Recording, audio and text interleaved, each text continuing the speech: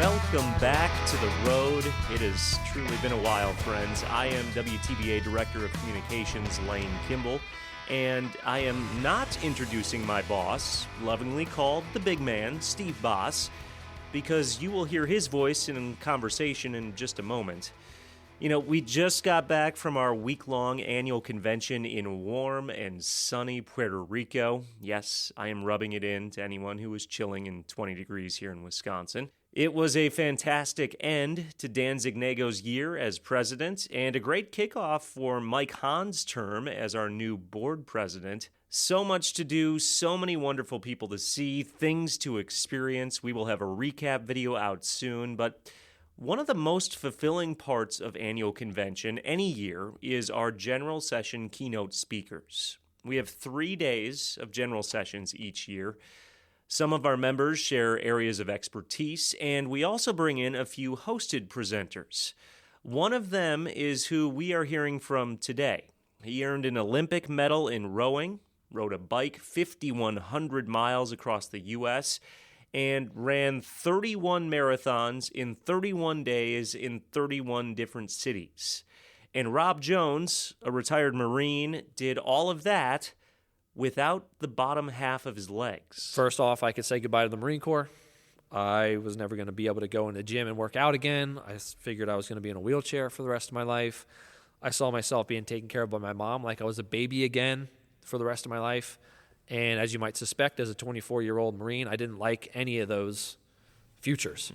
And so I just turned to my fellow Marines and I just told them, I don't want to live like this. Just put me out of my misery. Just shoot me right here. Just kill me. Rob's story and message at our convention was at times devastating, compelling. It was at times funny, thought-provoking, and ultimately taught all of us who were there a lot about taking ownership for our lives, what we can control. Steve caught up with Rob after his presentation. Here is their conversation. Tell us a little bit about yourself. A fascinating story, a harrowing journey in a lot of ways. So let us meet who Rob Jones is. Yeah, my story begins. I was a Marine, and I went to Afghanistan and Iraq as a part of being a Marine. And my job over there was I was a combat engineer. So anytime we were out in Afghanistan on a mission and we came to an area that we felt there was a good likelihood that there was going to be an IED buried in somewhere in there, the little bombs that anybody like to put in the ground, I would go through first with my handheld metal detector, and my job was just to find a safe path to the other side through that danger area, and then I would mark it with chem lights, and all my fellow Marines would know that as long as they stepped next to my little trail of breadcrumbs, they would be safe. They wouldn't have to worry. So, and then we would continue on with the mission after that. And as you might suspect, that's quite a dangerous job, and there's a lot of risk associated with it. So unfortunately, in 2010, July, I was in Afghanistan in a place called Sangin, and I lost this game of cat and mouse that we were always playing with the IEDs, and I stepped on an IED, and that resulted in double above-knee amputations of my legs. Spent about a year and a half in recovery at Walter Reed Army Medical Center, physical therapy, learned how to walk again, learned how to ride a bike, learned how to run. I also picked up the sport of rowing. So when I retired from the Marine Corps in December of 2011, I had already decided that my next mission was to go to the Paralympic Games, and so I started training with a rowing partner named Oksana, and 9 months later, we went to the 2012 Games and won a bronze medal in rowing. But bronze medal was the second best thing that happened to the Paralympics. The best thing was I met a beautiful girl named Pam, who was a legs, trunk, and arms rower for Great Britain, and she won a gold medal. And we hit it off, and we started dating the next year. We dated for about 4 years before she moved over to America. We got married, and now she's a farmer on our property in Virginia. She does vegetables, and she does a small animal operation too. And we have 2 kids. My son Harry is 6, and my daughter Pepper is 2. And then I did this bike ride across the country where I rode my bicycle from Bar Harbor, Maine, to Camp Pendleton, California, raising money for veteran charities.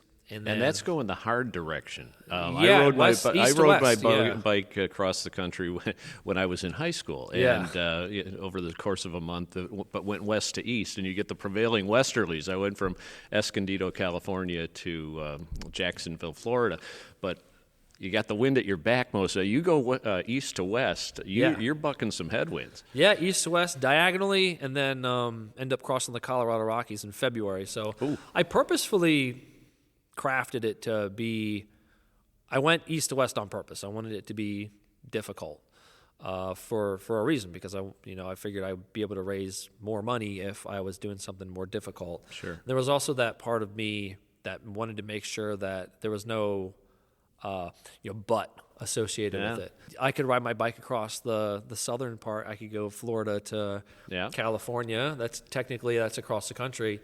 However, I didn't want people to be able to say, yeah, but he could have gone across the middle. It would have been longer. He could have done this. So I went, you know what? I'm going the longest way. I'm going diagonal, and I'm going east to west. I'm making it hard as I can so that there's no, yeah, but. Speaking of hard things, you talk about your mission as a Marine. How did you draw the short straw? That seems like a terribly difficult mission, and who would ever want to do that? How did you get into that, finding IEDs? Well, I became a combat engineer I didn't pick that job exactly. I was a junior at Virginia Tech when I joined the Marine Corps, and my plan was to be an officer, but I still wanted to be a Marine, so I joined the Marine Corps in the reserves, finished my last year at college. And then, but the reserve unit that was close to Virginia Tech was in Roanoke, Virginia, and that was a combat engineer. And the only billet they had was the combat engineer job. A billet's just a job. They had other people there, but the only one they had available was combat engineer. And so I just kind of got put into that job. Part of their role is emplacing land minefields and defeating minefields. When the Taliban and Al-Qaeda started using IEDs against us, it kind of naturally fell to us because we had mine training to be the ones that would go out and do route clearance too. Now, what most people know of the job you did is from hearing from you or from watching The Hurt Locker or dramatizations. You don't learn anything from The Hurt Locker. You don't learn anything from that. I mean, how many of your colleagues, had the same outcome as you? How many people were injured and had mines explode while they're trying to clear them like you? Yeah, I mean, it was a common thing. There was a lot of combat engineers common in that the vast majority of injuries were caused by IEDs. That was the most common injury. That being said, the vast majority of combat engineers don't step on an IED, in terms of raw numbers, but the IED was the most effective weapon that the Al-Qaeda, Taliban had against us. I guess one of the questions, you spoke to our convention today, and there's a couple of things I want to get into on that. But first of all, you've talked about your journey since, your rehab and things. The question that came to my mind is why? Why push yourself those ways? Was this part of your healing process? Was this just part of, that's the way you're wired in general? But I imagine there's people who were injured at the war or have been injured in other things, and they don't just decide to run 31 marathons in 30 days. And so why? Why do these things? Part of the reason, it ties into the same reason I joined the Marine Corps, is because I just have a natural desire, or I developed a natural desire to want to do the hardest thing so I could be the best that I can be. I mean, you don't become your best person, your best version of yourself by doing the easiest thing. And so when I decided to join the military, I just so happened to read a book about the Marine Corps, and I saw that what I needed in life was to be a part of this a powerful brotherhood. And so I just that's why I decided to join the Marine Corps. And then also because I did more research in the Marine Corps. Oh, the Marine Corps is the best. That's what I saw. The Marine Corps is the best. And all these different things. And so I wanted to be a part of the best organization if I was going to join the military. But then the Marine Corps took that and then developed a selfless mindset and the even greater tendency to want to do the hardest possible thing, and being proud of choosing that. Because the Marine Corps is we'd say the fruit of the proud, and we always talk about how we're the least funded branch, but we're doing the most and all these different things. So we kind of had developed that mindset when I was in the Marine Corps. So you talked to our annual convention today, to a room full of contractors and engineers and equipment people. It wasn't a Marine recruiting speech. What did you come here to speak to us about? Because I imagine people would go, okay, Fascinating story, Rob. What in the world does that have to do with WTBA or road builders or anything else? Yeah, well, the interesting thing was that everything that made me successful in the story that we're talking about today, it's the same exact philosophies that are going to make people successful at WTBA in each individual company that these people, all of them that they represent. It's the same exact thing that was effective for me when I was in the Marine Corps and my injury and all the different things I've done since then. And as a dad too, and the most effective thing is leadership, being able to interact with other human beings that galvanizes us to accomplish the mission together. That's the most effective thing that anybody can know in life. And so what I was trying to do, and hopefully it was effective, was show people through, using some military examples, but helping show them that by learning leadership and by being as good a leader as they can help their team accomplish anything. They can be the best person they could possibly be. I'm sure a lot of people think leadership in business is completely different from leadership in the military. When you told your troops go, there wasn't maybe the same boardroom discussion as some of these businesses. But one of the things you pointed out is a lot of the concepts are analogous between the two and really can carry over. So how are they similar? How are they different? Sometimes, people will say, well, how does this apply? How does this military quote-unquote leadership apply to a business, or how does it apply to me as a mother or a teacher or whatever? And really just have to break it down to the 4 laws of combat: cover, move, simple, prioritize, and execute, and decentralized command. Effective leadership is effective leadership across the board. It doesn't matter what your industry you're in, what your role is. Effective leadership is all going to be the same. So cover and move is just what we call it in the military. It's just teamwork. So I imagine, in order to be effective in the military, you have to work together as a team. If you're running a business, you have to work together as a team in order to be effective. Simple is what we call it in the military. That's just about everybody understanding the mission, what we're supposed to be doing, understanding each other, communicating well effectively together. Pretty important in business, pretty important in all these other areas too. Prioritize and execute, we have to understand what the top priority is for us to be working on in order to be effective as in the military. Same thing in a business. Somebody shows up to work on a Monday, they have 6 or 7 things they need to do.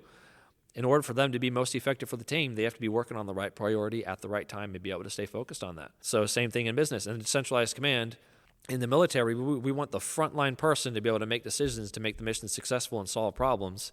And it's the same exact thing in business. If you're the CEO of a company, you don't want to have to be telling everybody what to do. You can't possibly do that. Even if you're the leader of a small team with 5 or 6 people, you can't control all those people. So you don't want to centralize. You want to empower the people on your team to be able to make decisions at their level so that you as the CEO or you as the vice president or you as the leader of the team can be thinking strategically. Sure, the stakes are different, the settings are different, but a lot of the principles are the same. And you did a great job pointing that out to our folks. I want to get back to your experience and to the military experience a little bit. You're not the only person who came back wounded from combat in Afghanistan and that. What should we know as the people who are sleeping comfortably under the blanket of the protection you guys provide about how do we deal with these broken bodies and sometimes very shattered minds? You hear these stories about people who come back and have a hard time, even if they haven't been wounded, assimilating back. What do we need to know from a veteran's perspective and somebody who's gone through it like you? Well, yeah, you asked me why I did all these hard things, and the month of marathon specifically, the why behind that one was to correct a little bit of a misperception of veterans that I saw developing since the beginning of the war. And so the story that you just told about veterans that come back and have struggle going back to civilian life, processing what they've seen in war, that is something that happens. It's been happening since war started. But the problem that I saw in 2016 was that was the only story that people were hearing. Every veteran character, think of a veteran character in a movie or a TV show or a news story or in songs. It's all about that result. And from my perspective, what I saw was that wasn't me. It wasn't most of my friends, and it wasn't the vast majority of veterans come back with, having experienced what they experienced in war, process it, use it to become stronger and have a better life. That's the vast majority of veterans, but we were only seeing that one story. So what I would say from my perspective is, what I want people to know is, just because somebody went and experienced war does not then mean that they are now a broken individual. Sure. The vast majority of veterans come back and are using their experiences to become better. That being said, yes, there are some veterans that do struggle. So there's both sides of that coin, but I don't want anybody to, when they come up to a veteran, to expect that to be the case. Sure. And I don't want veterans to expect that of themselves. Any walk of life, somebody can experience trauma. You could be in a car accident. You could have things happen to you when you're a child. And the most important thing that you do is, things happen to people.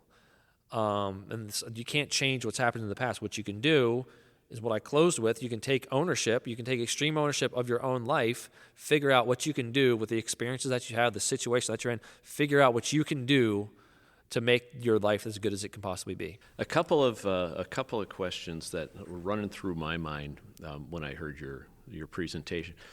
What kept you going? The beginning of my recovery, I told the story about, trying to find a funny hat for my mom. That was the only thing that I thought after I woke up in the hospital was, I want to help my mom, because she's going to receive this news and she's going to be crushed. I just knew it. So trying to help her was what kept me going in that first week. And so, and she brought me the hat, and you heard the story. And then as I got more and more cognizance, I started recognizing that there's other people that were affected too, not just me, not just my mom. I had a bunch of friends coming in. They were all affected. My siblings, my extended family. And not only that, but my friends that I left back in Afghanistan, my fellow Marines, they were affected by it. Some of them had to help me. They saw my body after I stepped on the IED. So they were going to have memories. They were going to have experiences that they might struggle to process. And not only that, they were going to be worried about me. So I needed to do everything that I could to show everybody that I was going to be okay, so they didn't have to worry. So that, because for example, my fellow Marines, if they spent more time they spent thinking about how I was back in America in my recovery, if they spent in just one iota of energy and thought process on that, that's something that they miss, and they're going to be putting themselves at risk because they're concerned. So I needed to show everybody that I was going to be okay to help them feel better. That actually spoke to one of your lessons on there of prioritization and execute. It speaks to all of them, you really, did yeah. a great example where somebody's wounded. What's your first thought? Yeah. Go help that wounded. When really it should be shut down the threat, and then we're going to be able to help the wounded without getting more wounded. The point of prioritize and execute is, what is the top priority? You have to figure out what the top priority is, and the only way that you can really see the top priority is to take your emotions and detach from them for a second and put them down here so you can think logically about the situation. That's incredibly hard to do, especially when in a situation with an IED strike or in a combat situation. It's incredibly hard to do. All my fellow Marines wanted to do was run over and help me, because they knew, look, both arteries were severed. You don't last that long after both your legs are amputated. But they also knew, they were good at detaching. They knew, too, that where there was one IED, generally there was going to be 2, 3, or maybe even 4, because the Taliban would see us doing exactly that. IEDs all around. They put them in clusters. So they all knew that they couldn't just run over and help me, because if they did, they'd probably step on a second one, a third one, and then this mass casualty event. And so they had to put their emotions aside for a second and figure out, well, what is the top priority. And so that was certainly in play in my recovery, but also cover and move. I'm figuring out how I can support the people that I care about. How can I support my team?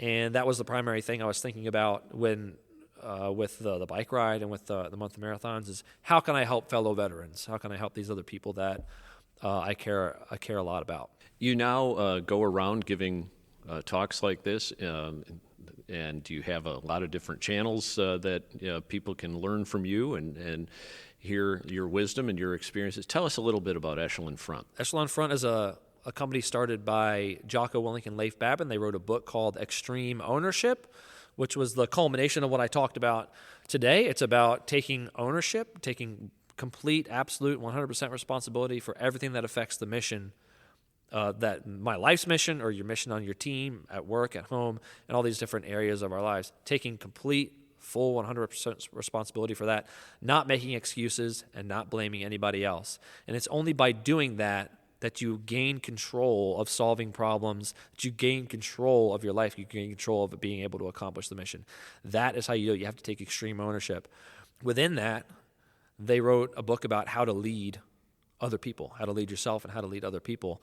And so that's what I go around teaching. That's what Echelon Front is here to do. It's help other people learn how to lead better, because that is what, like I said earlier, that is what helps us make our lives the best lives we can have. It's what allows us to help other people so that their lives can be as good as they can possibly be.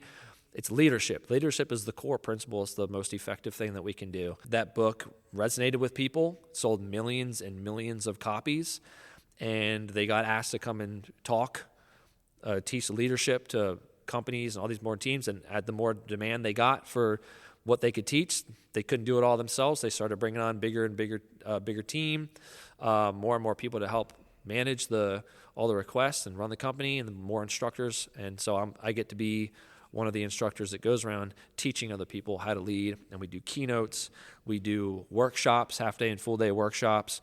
We have weeks of curriculum that go all the way from what you saw here today, the keynote that I just gave, that go all the way down to the most granular aspects of leadership. So if people wanted to hear more or get more from you, how would they do it? What do you have links? Do you have places they should look? Yeah, best thing to do would be go to echelonfront.com. That's our website. We also have a YouTube channel, Echelon Front. Jocko has a podcast. We have a podcast called the Lead Win Podcast. So those would probably be the four places that you should look first, but then also obviously buy the book Extreme Ownership and read that. You know, you really had a great conclusion to your remarks, and we were so honored to have you here. And it was inspirational and challenging all at once. And I wonder if you'd share that with our podcast listeners. The story that I shared up there was when I stepped on the ID, I was immediately knocked unconscious, like many people are. But I only stayed unconscious for about 20 seconds. I woke up about 20 seconds later, and it took about a minute and a half for my fellow Marines to do what they needed to do, which was find a safe path to get to me so that they could help me, just like we talked about earlier. And finally, when they got to me, they put tourniquets on my legs to stop the bleeding, gave me a shot of morphine for the pain. And after they did that, my mind and my body calmed down, regained control of themselves, and at that point, I was able to start forming clear thoughts again. And as you might suspect in a situation like that, my thoughts were centered around what my future was going to be like. I figured, first off, I could say goodbye to the Marine Corps. I was never going to be able to go in the gym and work out again. I figured I was going to be in a wheelchair for the rest of my life. I saw myself being taken care of by my mom like I was a baby again for the rest of my life. And as you might suspect, as a 24-year-old Marine, I didn't like any of those futures. And so I just turned to my fellow Marines and I just told them, I don't want to live like this. Just put me out of my misery. Just shoot me right here. Just kill me. And, of course, they refused. But I kept asking. I asked everybody that walked by until eventually they loaded me up onto a stretcher. They carried that stretcher to a tank. They put me in the back of this tank, and they gave me another shot, and I went unconscious again. Helicopter took me to the hospital, and I woke up 2 days later, 48 hours later. I woke up in a hospital bed in Germany, and I was just completely out of it, on all the drugs and medication they were giving me. But I had one vividly clear thought, and that was that, what I said earlier, my mom is going to be crushed when she hears the news about what happened to me. So my primal instinct at that point was just to turn to my nurse and ask her to try and find me a funny hat that I could wear for when I got back to America. And, of course, she looked back at me as if I was just saying these are just the words of a person that was incredibly high, which, fair enough, I was. But I had even though I was very, high on all these different drugs, I had a clear objective in my mind. I figured if the first thing that my mom saw when I got back, the first time she saw me, if I was wearing a stupid hat on my head, she wouldn't be able to help but laugh. And in laughing, she would make herself feel a little bit better, and I could send her a message. Now, they couldn't find the stupid hat in a trauma hospital in Germany. But 2 days later, when I got back to America, they rolled me out of this giant ambulance at Bethesda Naval Hospital. My mom was there, and she had a pirate hat to give to me. And so, even though it wasn't exactly how I had intended the message to be delivered, my message got delivered that, Mom, look, I know I'm lost both my legs, but I'm going to be okay. I'm going to have a good life. And, I spent the next week in the hospital, going in for surgery every day, with all these tubes coming on my body. I was regularly hallucinating on all the pain medication, anesthesia. And like I said earlier, I had a steady stream. There's tons of people that were coming into my room. And every time they came into my room and they saw the hat, I could see this look in their eyes that told them, oh, okay, he's still going to be the same guy. He's going to be okay. I asked everybody in the audience, what was the difference? And the difference was I stopped being a person that had given up responsibility. The guy that was in a blast crater had given up all my responsibility for my future and for my life. And when I woke up in the hospital bed, I turned into a person that was trying to find any tiny piece of ownership I could find in a time where nobody would expect me to be the one that was taking ownership. And the only thing I could take ownership of in that situation, with a body that was not functioning, high and all these different things, the only thing I could take ownership of was the way that I saw my situation, the way I saw the world, was my attitude.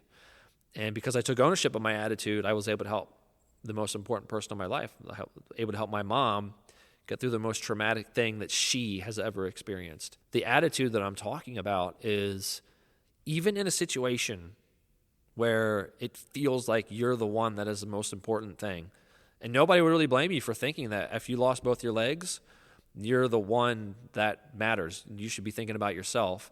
Even in those kinds of situations, there's always going to be something that you can do to help other people. And actually, through looking outwardly, trying to figure out how you can help other people in even the most traumatic experiences, that is how you gain the strength to make it through those experiences. That is what gives human beings the most strength they can possibly possess, is thinking about other people that they care about.